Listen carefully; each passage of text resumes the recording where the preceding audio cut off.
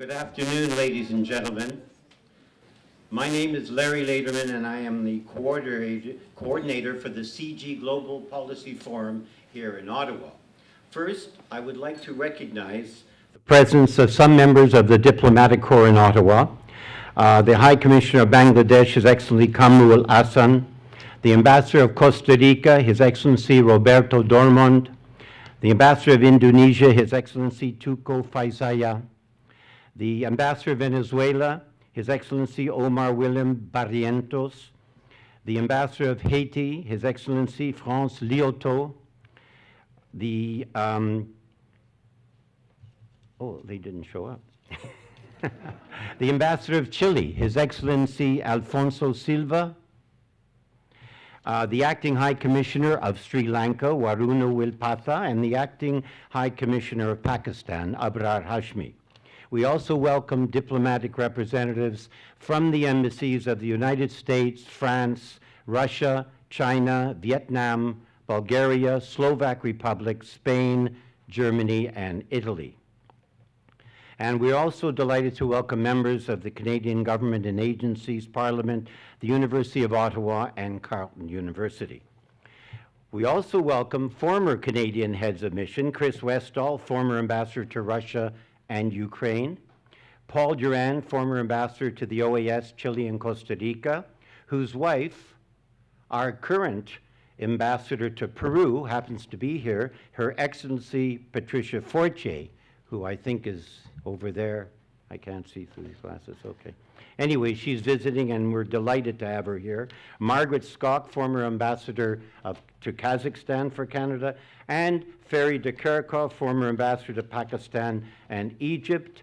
Robert Colette, former ambassador to Switzerland, former chief of protocol of Canada as well, and former consul general in Los Angeles, Colin Robertson.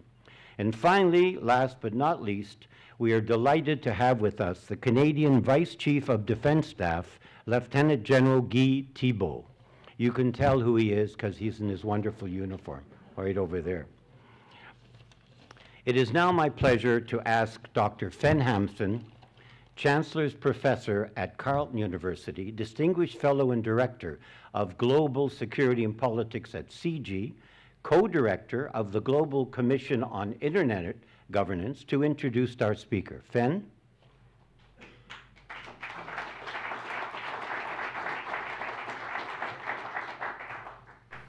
Thank you very much, Larry, for that overly generous introduction. It's my great pleasure to introduce Dr. Gary Seymour, who is currently the Executive Director at the Belfer Center for Science and International Affairs at Harvard University, who's our guest speaker. He has had a very distinguished career in government and the foundation and think tank world.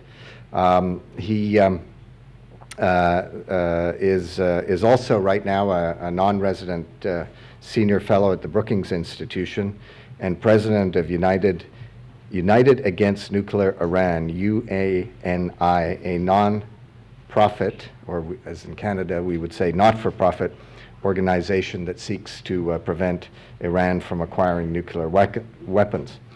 I think it's fair to say that Gary was very much the architect of not only President Obama's nuclear non-proliferation policies, but also those of the previous Clinton administration. He served for 4 years as President Obama's White House coordinator for arms control and weapons of mass destruction. He was the American Sherpa for the 2010 Nuclear Security Summit in Washington. It's probably your idea. And the 2012 Nuclear Security Summit in Seoul, Korea. Before joining the Obama administration, he was Vice President for Studies at the Council on Foreign Relations, where he occupied the Morris Greenberg Chair and directed the David Rockefeller Studies Program. Before CFR, he was President for Global Security, Vice President for Global Security and Sustainability at the John D. and Catherine T. MacArthur Foundation, and before that was Director of Studies and Senior Fellow for Non-Proliferation at the International Institute of Strategic Studies in London, where he produced 3 strategic dossiers, which I think it's fair to say have withstood the test of time, on Iran, North Korea, and Iraq. And before that, he was Special Assistant to the President and Senior Director for Non-Proliferation and Export Controls during the Clinton administration. Clearly somebody who has had a very distinguished career. For his work on North Korea, the 1994 North Korea nuclear agreement, he received the Secretary of Defense Medal for Meritorious Civilian Service. They haven't taken that back from you, Gary? Good, good. And then before that was at Lawrence Livermore and the Rand Corporation. I could go on. It's really quite a remarkable career. I have to say on a personal note that Gary and I were graduate students at Harvard together. In fact, we shared the same office for a number of years. He clearly worked a lot harder than I did. So Gary, without any more formalities, welcome. We very much look forward to your remarks.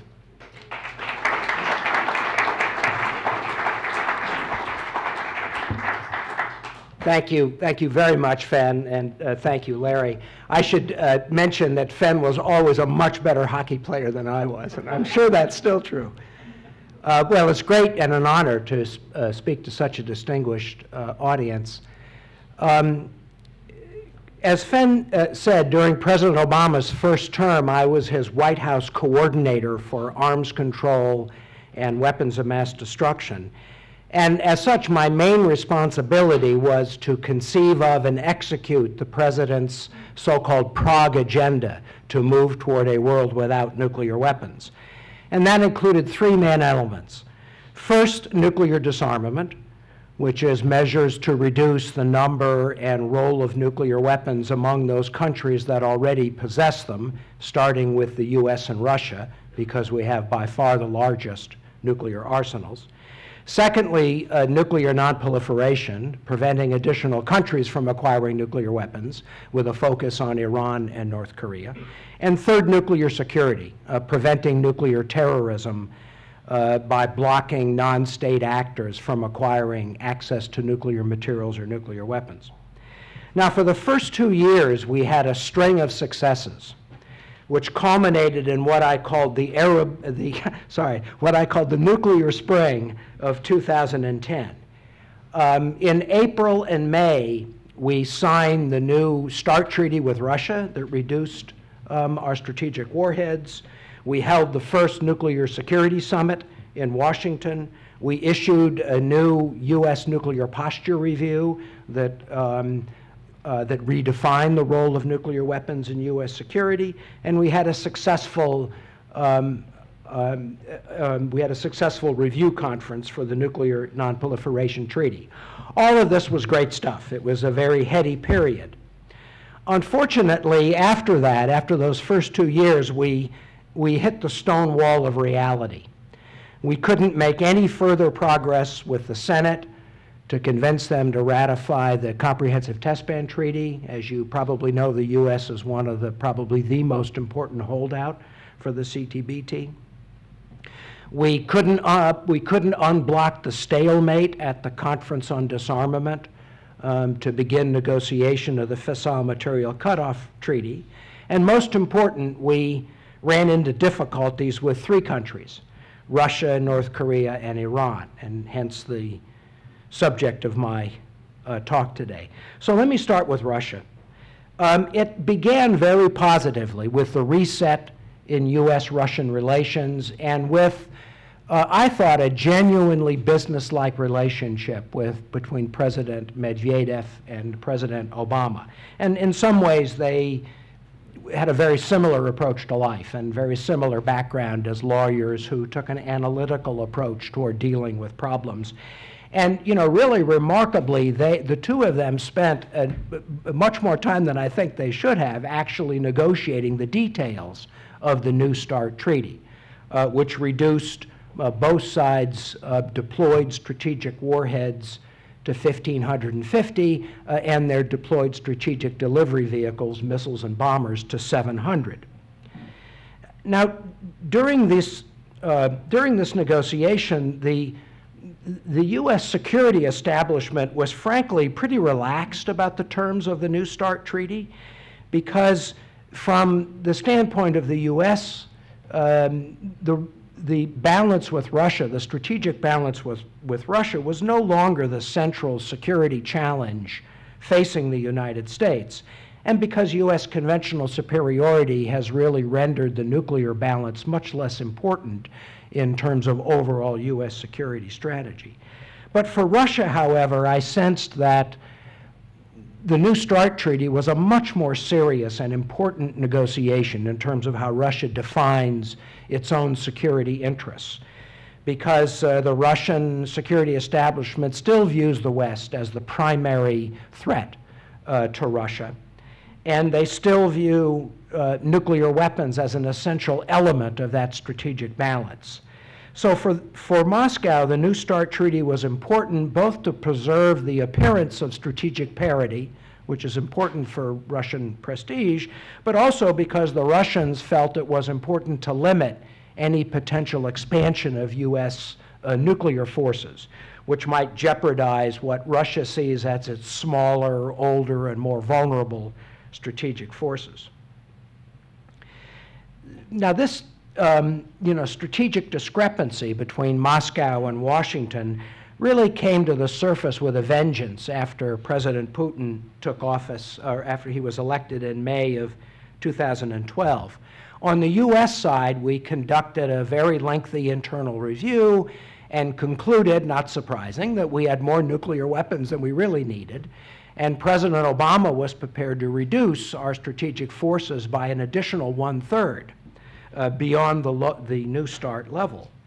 I also think the administration was probably prepared to consider reductions or maybe even elimination of U.S.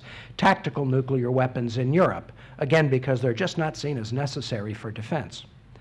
For President Putin, however, he made it clear that he was opposed to any further reductions in offensive nuclear forces unless the U.S. was willing to accept limits on its missile defense program, both nationally and in Europe.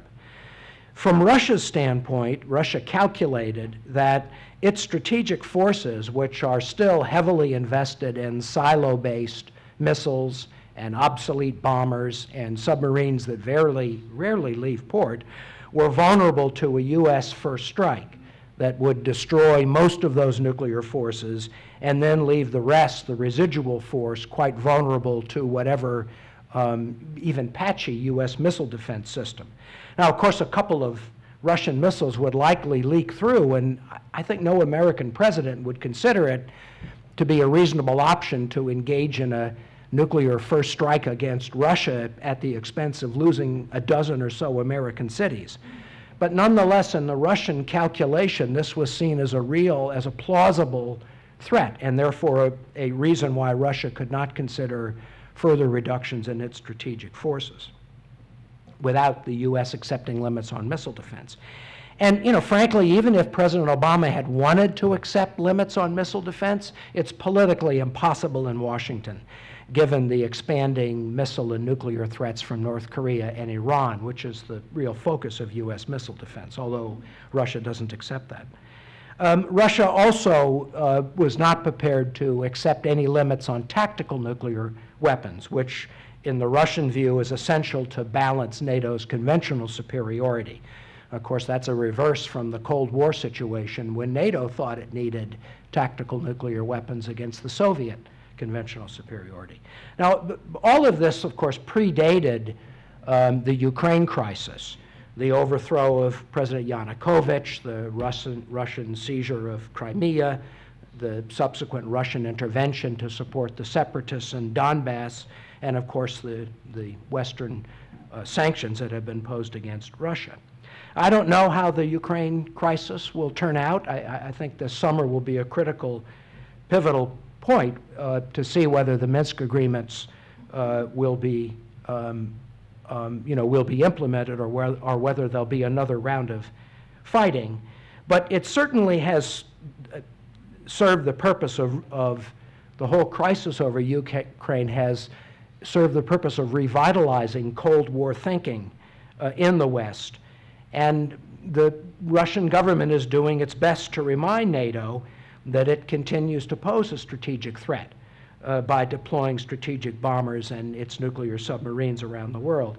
If nothing else, President Putin has done a tremendous favor and given a great boost to NATO and nuclear modernization in the United States. Whatever political support there might have been in the U.S. to reduce or to limit nuclear modernization, that has completely evaporated. And I think you'll see, beyond President Obama, I think you'll see the U.S. investing tremendous, resources to modernize our nuclear forces as they need to be replaced. At this point, it's hard to see much appetite in either Washington or Russia for further strategic reductions, at least until the New START treaty expires in 2021. And that means that broader disarmament efforts that might include other nuclear weapon states, are likely to be on hold, because I don't think the other nuclear weapon states will consider constraints as long as the US and Russia have 10 times or more nuclear forces than they do. In fact, if you look around the world, all of the nuclear weapons powers are modernizing or expanding their forces. So we're not moving toward a world without nuclear weapons. We're moving toward a world with more and better nuclear weapons. Let me turn next to North Korea, which I think is a showcase of failed and frustrated U.S. nonproliferation diplomacy. As Fenn mentioned, I was one of the negotiators of the 1994 agreed framework with North Korea, which was our first nuclear deal with Pyongyang, and that froze North Korea's program to produce plutonium in exchange for construction of a nuclear power plant. Unfortunately, Pyongyang decided to cheat on that agreement by pursuing a secret enrichment program based on technology it acquired from Pakistan, and that ultimately led to the collapse of the agreed framework in 2002. By the time President Obama took office, the U.S. was engaged in another round of nuclear nonproliferation diplomacy with North Korea that President Bush had started in his second term, and that resulted in a September 2005 six-party joint statement that laid out principles and parameters for to get rid of nuclear weapons on the Korean Peninsula. I think President Obama was genuinely prepared to continue with President Bush's nonproliferation diplomacy and take further steps with the North Koreans, but Pyongyang chose to renege on the agreement they had with the Bush administration. They conducted a long-range missile test in April of 2009, followed by another missile test in May 2009, and at that point, this was President Obama's first kind of foreign policy crisis. And I think the White House felt they really needed to show that they were tough, so we went to the Security Council and we got a new Security Council resolution with more sanctions against North Korea.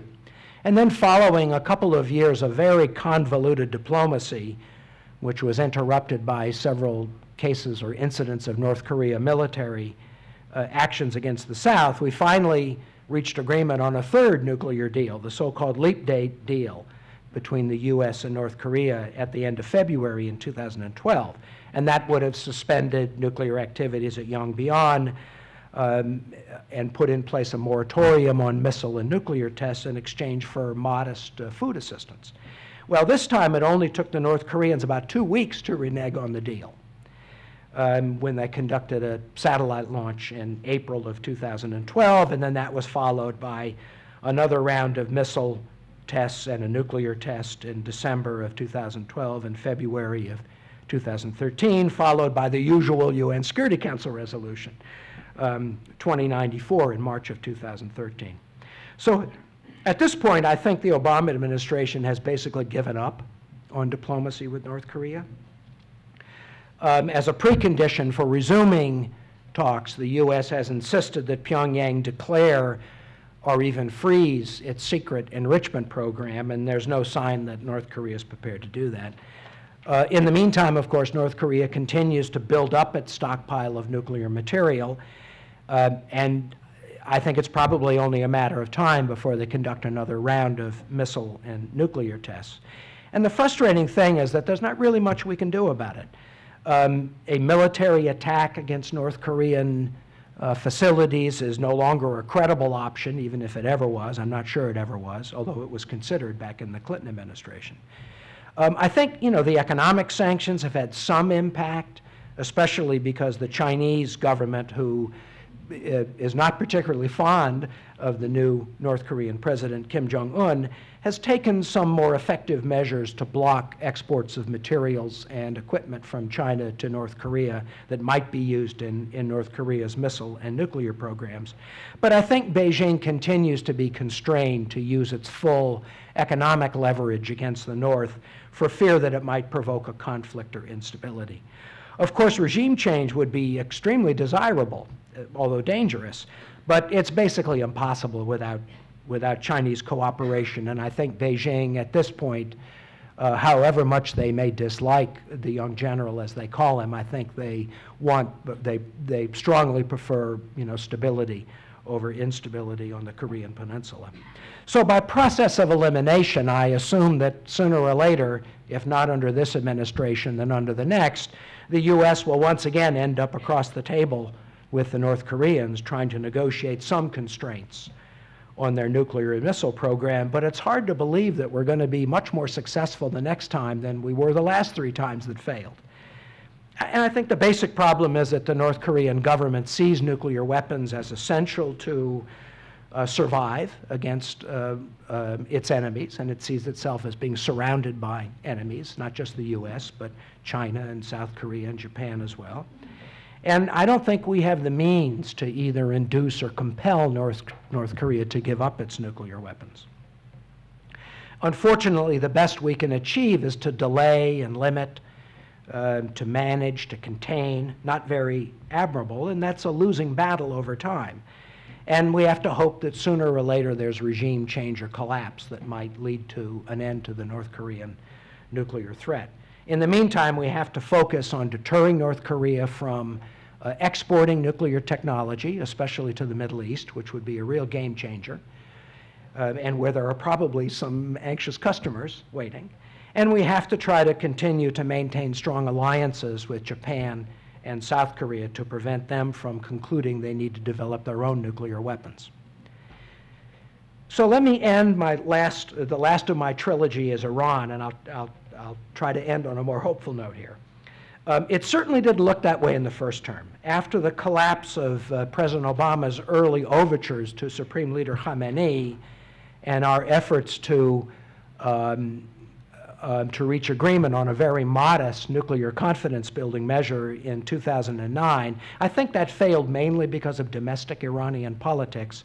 The U.S. shifted to a pressure strategy based on economic sanctions that were called for by UN Security Council Resolution 1929 of June 2010.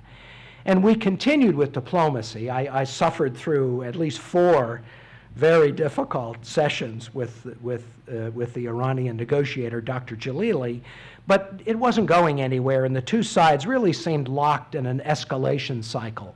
We were increasing economic sanctions, the Iranians were installing more centrifuges and accumulating more enriched uranium, and there didn't appear to be any way out of that, especially because most observers, myself included, expected that Dr. Jalili was likely to win the presidential elections in May of 2013. All of that changed with the surprise election of President Rouhani. This was just after I left the administration. And that quickly led to the interim agreement, the so-called Joint Plan of Action in November 2013, which froze or capped most of Iran's nuclear program in exchange for limited sanctions relief. And of course, most recently, there was agreement in April of 2015 on the basic parameters of a comprehensive nuclear agreement with Iran, the so-called Lausanne framework. At this point, I think Iran and the U.S. are likely to come to an agreement on a comprehensive deal. if not by the new deadline of June 30th, probably over the summer. Basically, the two sides are so close to the finish line that I don't think they can turn back. And both sides have made the fundamental concessions necessary for an agreement. Despite the Supreme Leader's earlier red lines, Khamenei appears ready to accept very significant constraints on Iran's nuclear program, both enrichment and reprocessing, in exchange for sanctions relief. And the U.S. has substantially reduced its demands to limit enrichment. Our opening position was a limit of several hundred centrifuges for a duration of 20 to 25 years. We're now prepared to settle for several thousand centrifuges for 10 to 15 years. So the essential elements of a deal, I think, are in place. Now, there are still some very important issues that need to be negotiated, most important of which, in my view, are the details of the verification and enrichment and and enforcement mechanism, which I'm happy to talk about if people are interested later. But I don't see any showstoppers. I think these issues can be resolved. Although, as I said, it may take longer than June 30th to come to a satisfactory solution.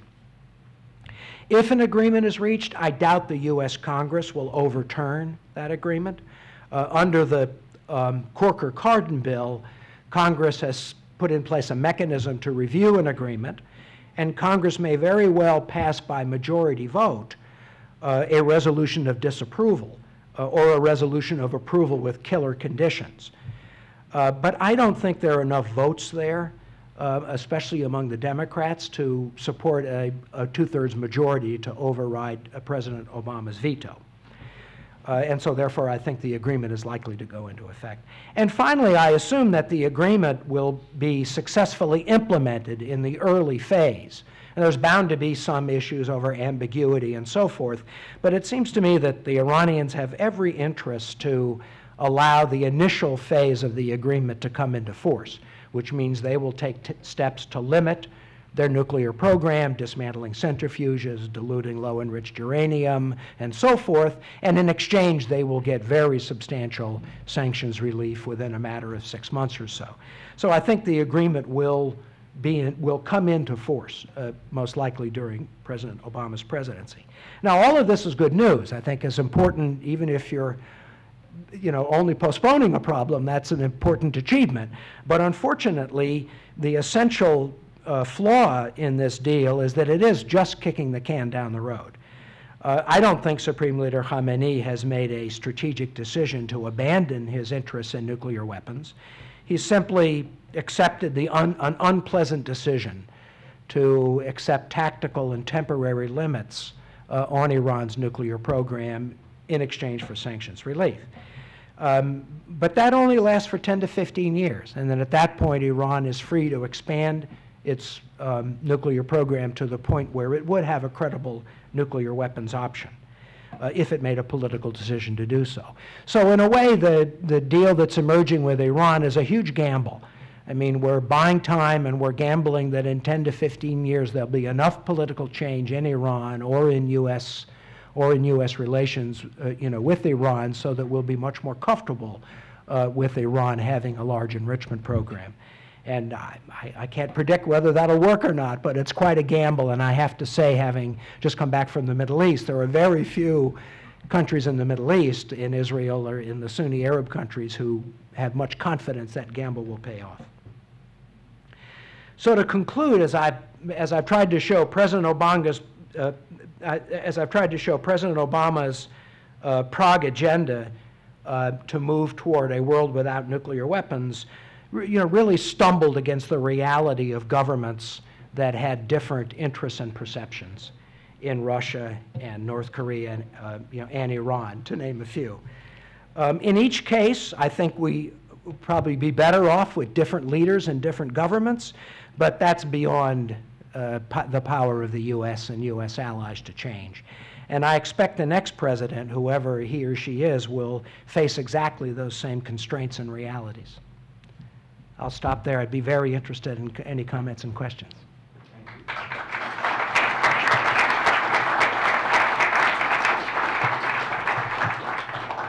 Dr. Seymour is open to questions.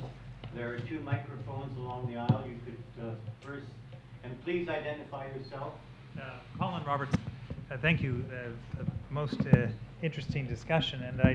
And my question is, do you think in 15 years, though, we're particularly regard to the Middle East, we're doomed to see, notwithstanding best efforts to contain Iran, we're going to see other states in the Middle East, notwithstanding last week's Gulf Council, getting the capacity as well, simply as their own form of containment in a way?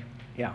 So it's a very good question. And you know, when as I said, when I talk to experts and senior officials from the Sunni Arab countries, especially from the monarchies, they're all convinced that at best this deal is simply a postponement.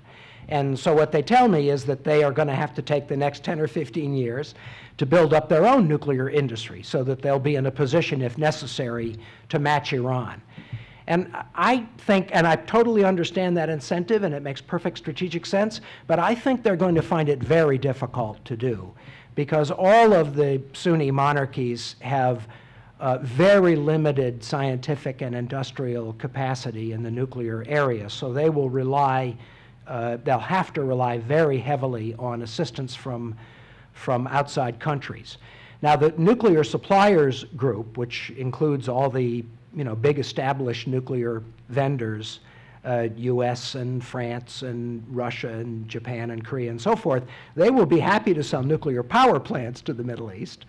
But I don't think, so far, I don't think any of them are likely to be willing to sell sensitive facilities, fuel cycle facilities, like enrichment and reprocessing. So the Sunni Arab countries, if they want to develop their own capacity, they're going to have to find it from sources outside the legitimate suppliers. And there are only really two, Pakistan and North Korea, both of whom have engaged in previous cases of illicit transfers to the Middle East. Pakistan, of course, providing centrifuge technology to Iran, and North Korea selling reactor technology to Syria.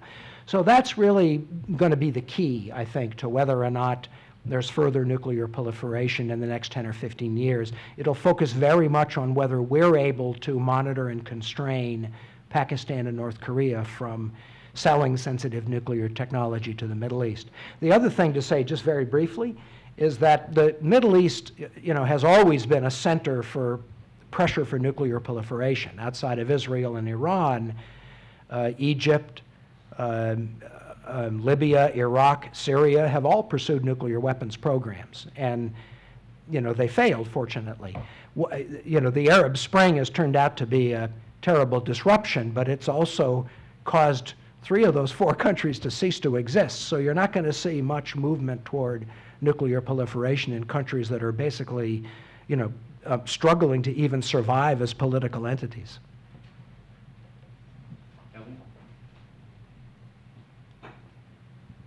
Elliot Tepper from Carleton University, and welcome.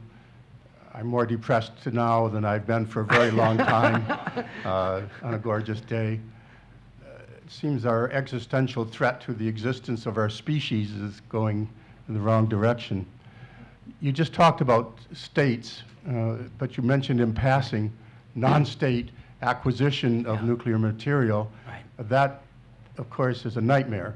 Could you expand on the possibilities and how scenarios, and should I sleep better or worse tonight? Yeah. I mean, I should have mentioned that because that's the most positive part of my story. I mean, the one part of the Prague agenda that survived up to the present was the nuclear security effort. And there have been nuclear security summits every 2 years, starting in Washington, Seoul, The Hague, and now there'll be one more, which will be the last of President Obama's presidency. And I'm convinced, I mean, normally nuclear security is an issue for, people that are very far down, in the nuclear establishments of countries. It's not something that, rises to the political level because it's considered to be a pretty wonky issue, protecting and accounting for nuclear materials. And I really am convinced that the value of the nuclear security summits was to force the issue up in the bureaucracy to the level of, of leaders. And of course, all leaders wanted to come to the summit showing that they had made progress, so it generated, I think, pressure within governments for countries to do things to either get rid of nuclear material or consolidate or to protect it more carefully or, you know, to adopt some of the conventions. So I think as a forcing event, I think the Nuclear Security Summit series did have an appreciable value in terms of increasing nuclear security. I don't think we're going to be able to construct kind of a global regime for nuclear security. That's beyond what sovereign states are prepared to tolerate, because every country considers security over its nuclear material and weapons to be a sovereign responsibility and not one they're fundamentally prepared to share. But I do think the small number of countries that have nuclear weapons, there are only 9, and the small number of countries that have nuclear weapons material, only about a dozen or so more, I think they all take that responsibility pretty carefully. Now, of course, one can never be 100% certain. I mean, you have to be concerned about countries that have endemic instabilities, like Pakistan. You have to be concerned about countries, you know, that have huge establishments and where, you know, inattention and mistakes happens in the US, could happen in Russia. But I think that I mean, if I had to make a judgment, I would say the risk of nuclear terrorism is lower now than it was, you know, before Obama took office. I think President Bush took a lot of positive steps as well after 9/11.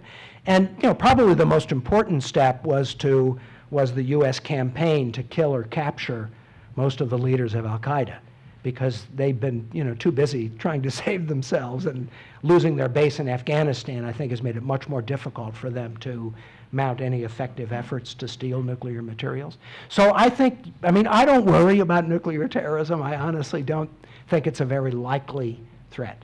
You don't trust Iran, and Iran has known terrorists. Well, I mean, that's one of the reasons why it's important to prevent Iran from getting nuclear materials or nuclear weapons, and they don't have that yet. And I think if this agreement goes into force, for at least 10 or 15 years, they will not have, you know, any nuclear weapons-grade material.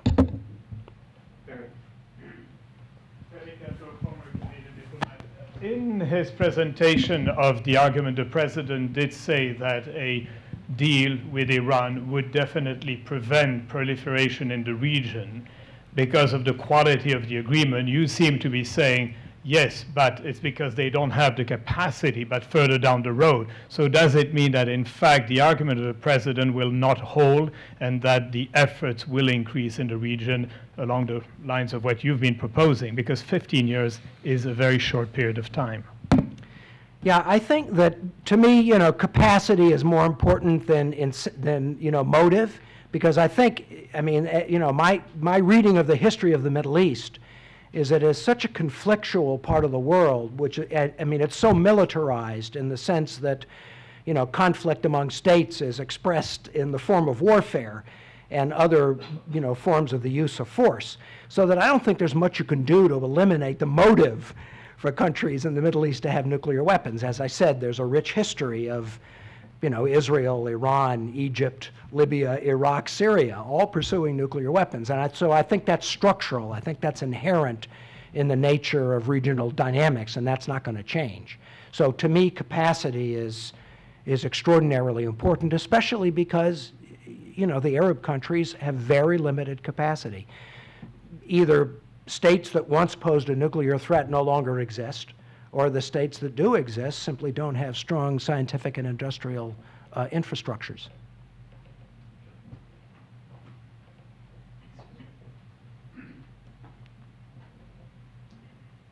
My name is John Curtis, another Harvard man, but clearly 10 years older than you and Finn, maybe more. My question relates to the allies, particularly not so much with respect to U.S.-Russia dealing with the Russian Federation, and perhaps not as much with respect to North Korea. But my understanding was that the Iranian deal was really a six-party deal. And I guess my question is, notwithstanding Secretary Kerry taking the lead, how important were the Russians and the Brits and the French and the Chinese in pushing things along with respect with the Iranians? Yeah. You know, it's a very good question, and I want to give the U.S. diplomats credit, because they, in addition to doing most of the heavy lifting with Iran in terms of the direct negotiations to cut the deal. The U.S. also had to keep the P5+1 together as a unit. And it's very clear that within the P5+1, there's a spread of views. I mean, at the, if I can put it this way, at the hard end, at the more demanding end, there's kind of the French and the British. And at the soft end, countries that don't care that much about the details of an agreement and would be inclined to be more flexible are the Russians and the Chinese. So the U.S. was sort of right in the middle there trying to manage, you know, that coalition.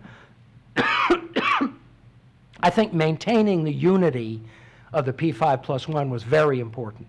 I mean, the Iranians, and I'm afraid what's going to happen now is there may be some divisions on these last issues that I mentioned, including the enforcement mechanism, where you may see the Russians and the Chinese line up with Iran. The U.S. would like to have sort of an automatic mechanism for restoring sanctions if Iran is found to be non-compliant. I'm not sure the Russians are going to be prepared to give away their, or the Chinese, give away the, you know, protection that their veto in the Security Council grants them.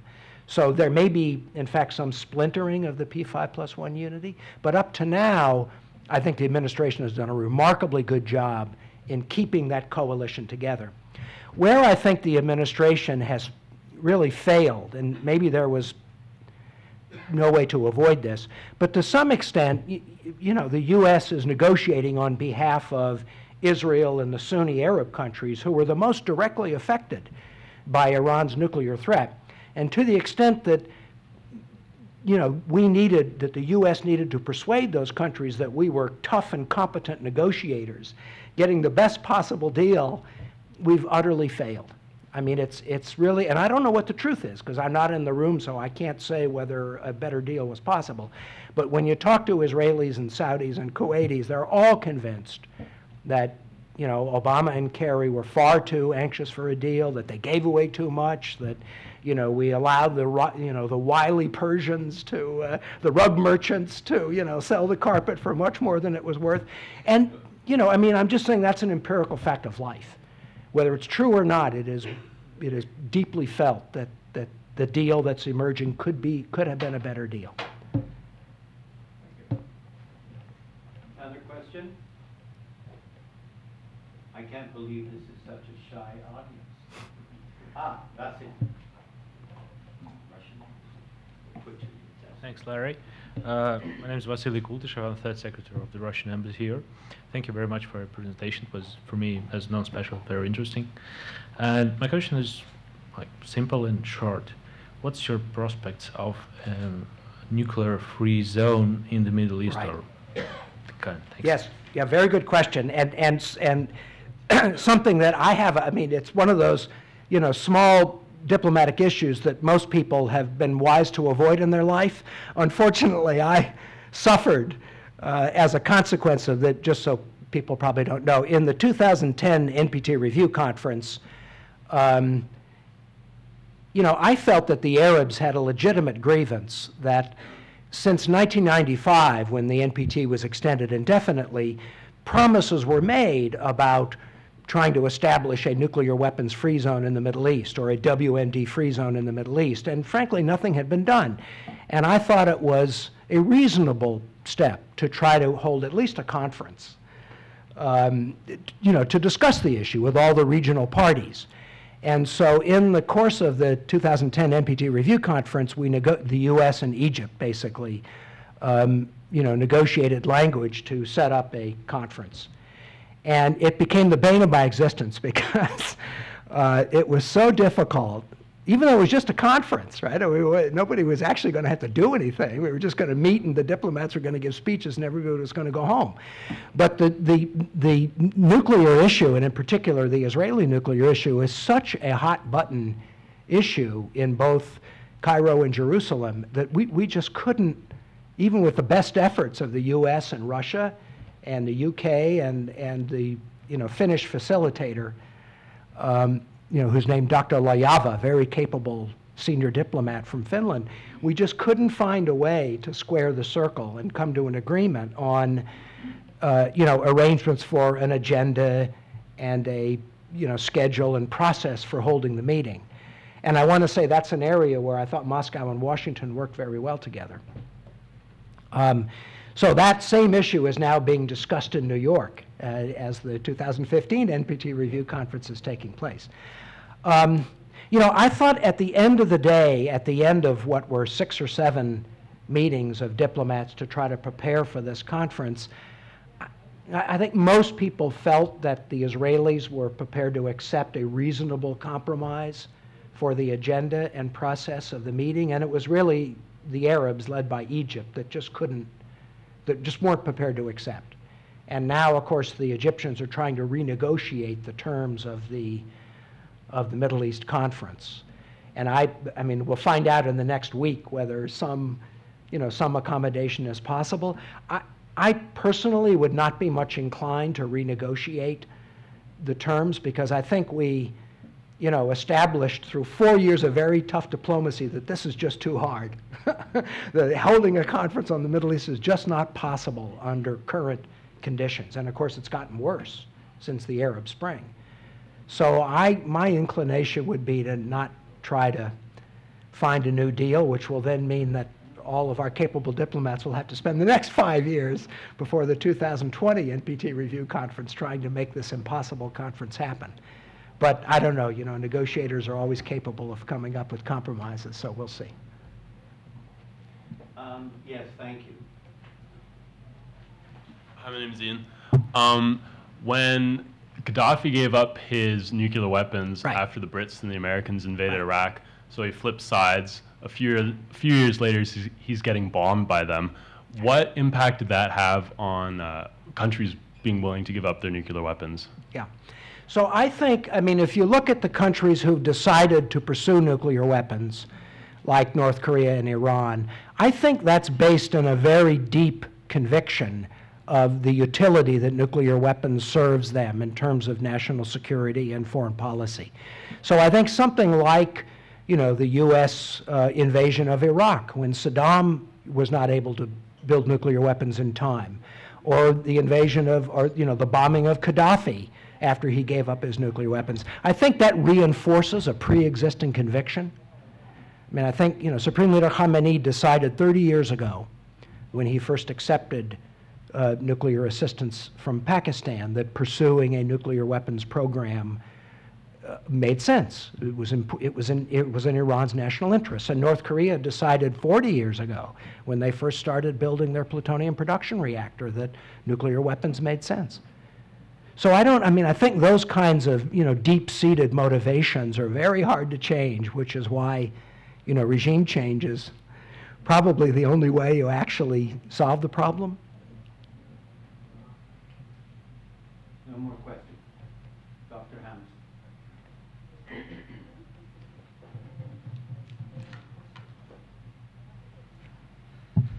Thank you very much, Gary, for a terrific overview of where we've gone nuclear in the past 10 years. I was surprised that you were, fairly sanguine about the loose nuke scenario, particularly if you look at the direction in which Pakistan is modernizing its own forces, developing a nuclear artillery capacity so that they can fight Indians, if necessary, coming across their borders with nuclear weapons to deal with the conventional asymmetries. And in terms of, Arab states or the so-called Sunni bomb, it probably won't come from North Korea because their principal client was Iran, but you never know. It's much more likely to come from Pakistan. And yes, they may not have the capacity, but they have something else. With money, you can buy anything. And they've shown that they're pretty good at buying things.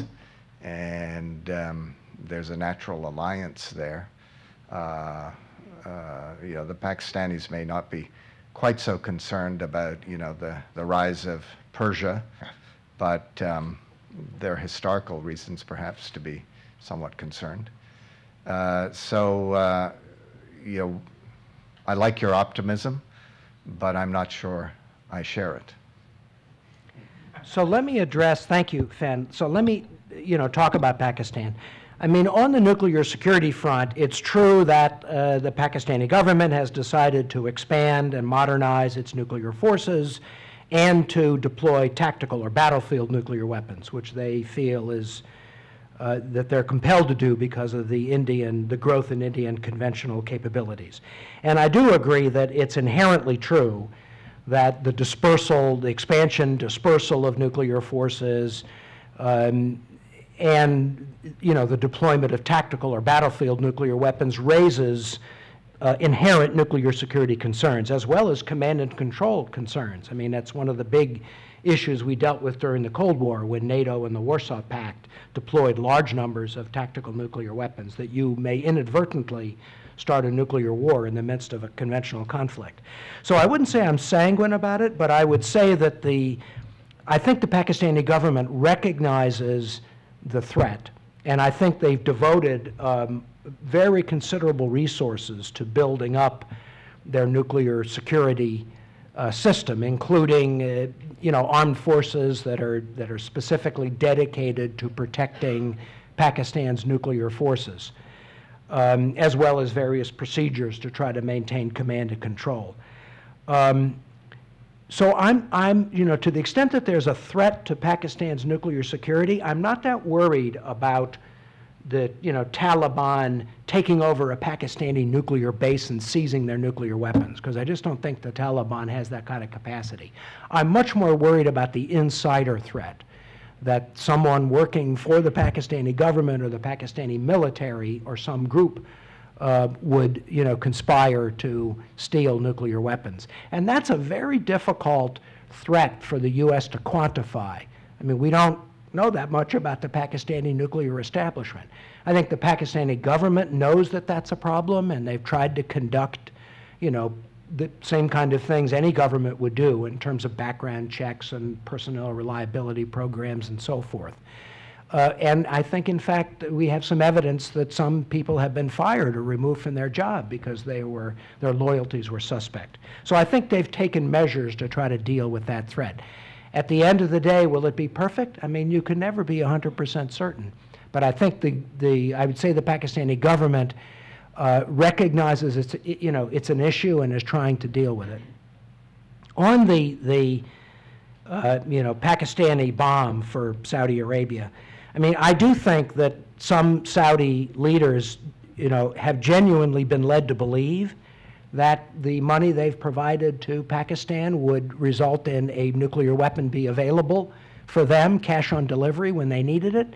But I've never had much confidence that Islamabad would be willing to actually carry through on that promise, or that implicit promise. Because, Pakistan has domestic politics and regional interests that will want it to avoid getting dragged into tensions between Iran and Saudi Arabia. And Pakistan has an interest in access to international financial institutions and so forth. And I'm not sure that they want to jeopardize all of that by engaging in such a brazen act of proliferation. I thought the fact that the Pakistani government refused to send ground forces to Yemen in response to the recent Saudi request is an indication that the Pakistanis may have some caution about acting in a really sort of inflammatory way. Again, we'll see. I mean, if I'm wrong, that'll be a game changer, because if Pakistan did decide to sell nuclear or transfer nuclear weapons to the Middle East, then that obviously would completely change the landscape.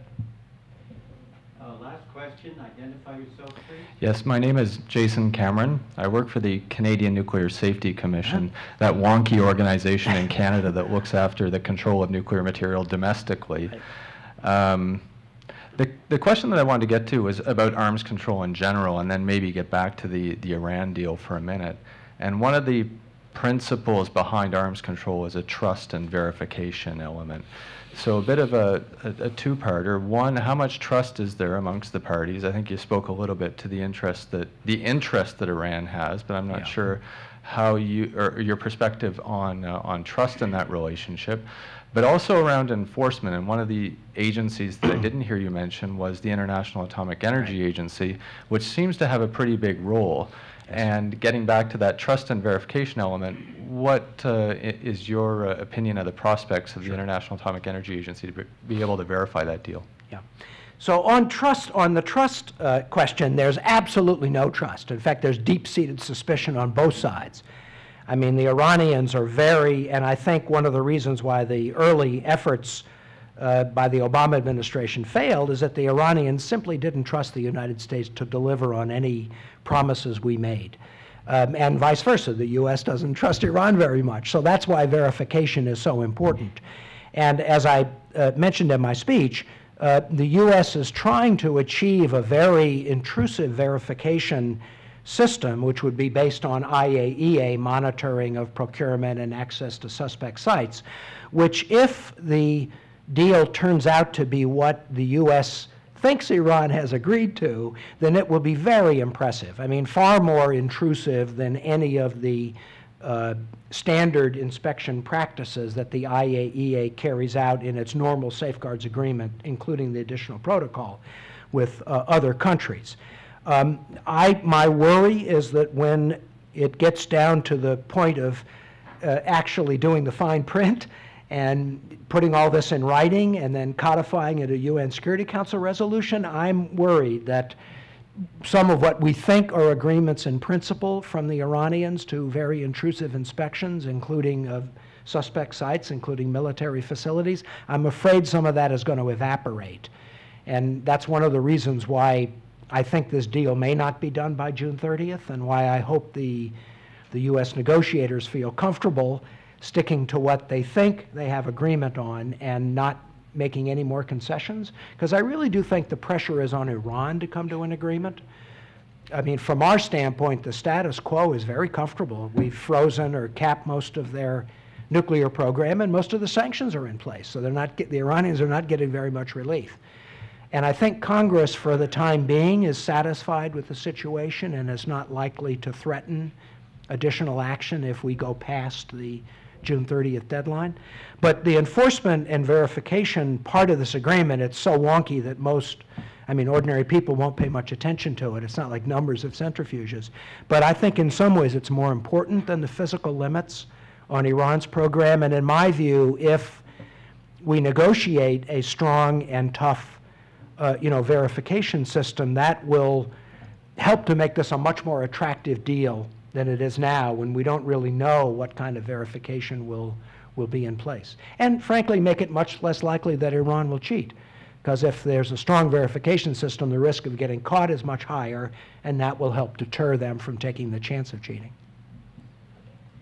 And now I would like to ask Fred Kuntz, the Vice President of Public Affairs for CIGI, to come to the podium.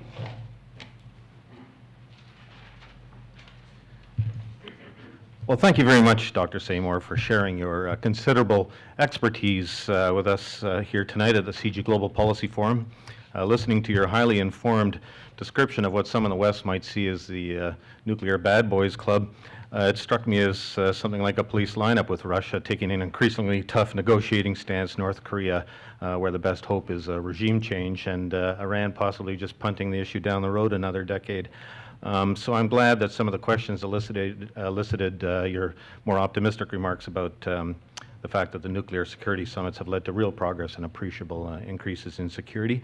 We appreciate your incisive remarks. You said a lot in a very short time.